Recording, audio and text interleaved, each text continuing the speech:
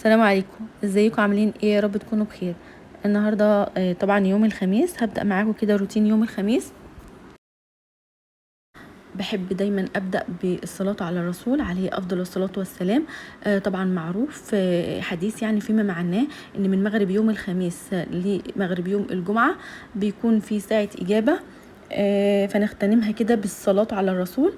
طبعا اللي يعرف يصلي 1000 مرة على الرسول يصلي، واللي أقل برضو مفيش مشكلة. دايما يعني نتقرب من ربنا وكده. فأنا بحب اليوم ده علشان دايما بكون فاضية بقى وبخليه يوم مميز عندي. اول حاجه كده عندك مكسرات، عندك اي حاجه حلوه ممكن تطلعيها كده تحطيها في صينيه، بحيث لو عندك اطفال او كده بتاكلوا منها. بعد كده دخلت على المطبخ عشان اعمل الفطار. انا هعمل حاجه بسيطه جدا. جبت بطاطايه بقى كبيره كده وبصلايه برضو كبيره، وبقطع البطاطس مكعبات متوسطه، يعني مش كبيره قوي ومش صغيره قوي. وبقطع البصل صغير كده بالطريقه دي، مش لازم صغير قوي.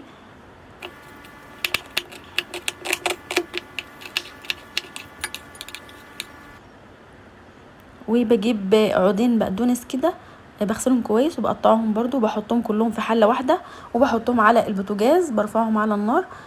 وبحط معلقه كبيره من الزيت وبقلبهم، وبعد كده بحط كزبره ناشفه وفلفل اسود وبشوحهم كده في الزيت. وبحط نص معلقه ملح، وبعد كده بحط كوبايه ميه وبغطي عليها لغايه ما تستوي والميه تنشف، بتكون استوت وطعمها حلو جدا. بعد كده بتقدميها بقى بالطريقه اللي تعجبك. ممكن تاكليها بالعيش او تاكليها كده بالمعلقه او بالشوكه. بعد كده قطعت عليها بقى شويه بقدونس كده اخضر،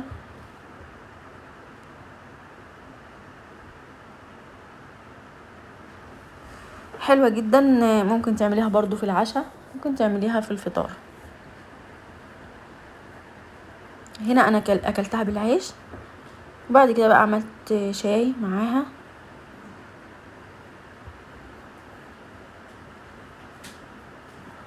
بعد كده بقى هندخل على الغداء. جبت حوالي كيلو الا ربع من اللحمه المفرومه، وبقطع عليها بصلتين كبار. طبعا بعملهم في الكبه، والبصل بصفيه من الميه تماما وبحطه على اللحمه من غير بقى اي اضافات. يعني ولا تحطي برغل، ولا تحطي عيش مبلول، ولا تحطي بطاطس، ولا الكلام ده كله. انا بحبها كده، بتكون طعمها حلو وبيكون طعم اللحمه موجود فيها. بعد كده بحاول ان انا اعملهم بايدي كويس جدا، بحيث ان كل المكونات اللي هو البصل واللحمه تتداخل او تتجانس مع بعضها. بفضل اعملها كده حوالي ربع ساعه لغايه ما احس ان هي بقت كتله واحده. بعد كده بقى بنزل بالبهارات بتاعتي، اللي هي بهارات كفته، فلفل اسود وملح.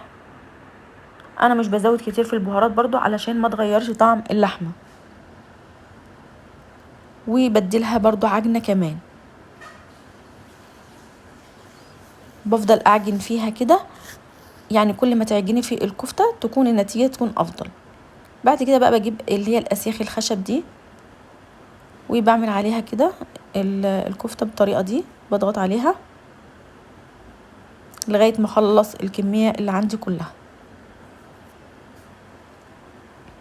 بعد كده بقى كنت ولعت الشوايه كده، بدات اولع فيها في ورق الاول، وبعد كده انا حاطه تحت الورق ده فحم، بس هو ما كانش راضي يولع غير لما حطيت عليه الورق. بعد كده لما بدا يهدى ويطلع بقى النار بتاعته، حطيت بقى رصيت الاسياخ كده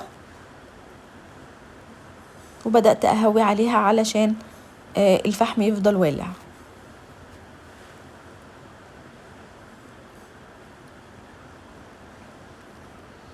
وكنت طبعا كنت بقلب الكفته او الاسياخ على كل جنب شويه، يعني لما احس ان الجنب ده اتحمر اقلبه على الجنب التاني. وكانت حلوه جدا وطريه وطعمها تحفه. بعد كده بقى عملت بليله، قلت لازم بقى نختم اليوم كده بحاجه حلوه. جبت كوبايه من القمح، كوبايه كبيره، بحطه كده في حله.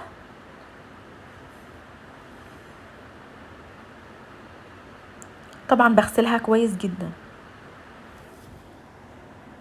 بغسلها تحت المية بالطريقة دي وبصفيها كذا مرة علشان بيكون فيها تراب، فلازم كل ده ينزل في المية.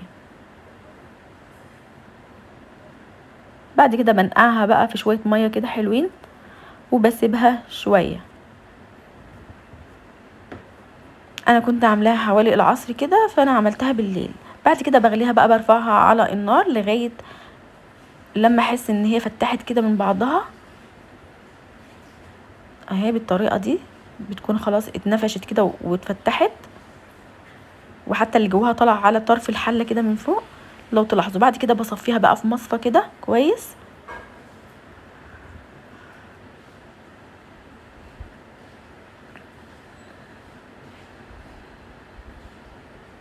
بجيب كيلو من الحليب وبرفعه على النار يغلي، وبحط نص كوباية سكر على حسب ما انت بتحبي التحلية بتاعتك، مسكرة قوي بتحبيها مش مسكرة، فانت بتحطي السكر حسب رغبتك. وبقلب السكر كده بالطريقة دي وهو بيغلي على النار.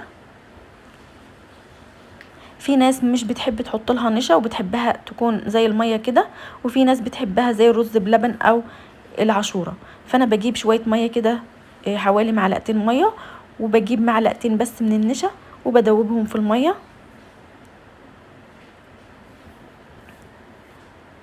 بالطريقة دي.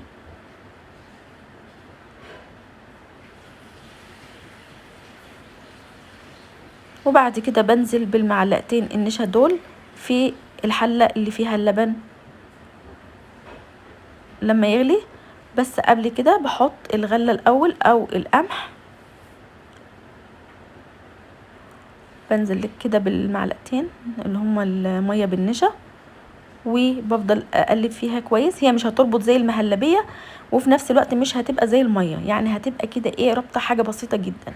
وبحط طرف معلقة من الفانيليا، مش بكتر علشان ما تمررش مني. بفضل بقى كده اقلبها لغاية ما توصل للقوام اللي انا عايزاه.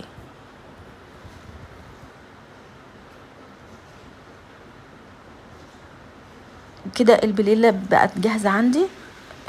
بحطها بقى في الكاسات بتاعتي. وبعد كده بقى بحط على الوش بتاعها المكسرات اللي عندك. انا كان عندي زبيب وجوز هند، حطيتهم على الوش وطعمها كان حلو جدا زي اللي بتتباع في المحلات بالظبط. انا بقى ما بحبش اضيف لها اي اضافات تانية غير كده. يا رب الفيديو بتاعي يكون عجبكم، ودوسوا لايك وشير لكل اصحابكم علشان الفيديو بتاعي يوصل لكل الناس. واشوفكم على خير يا رب العالمين.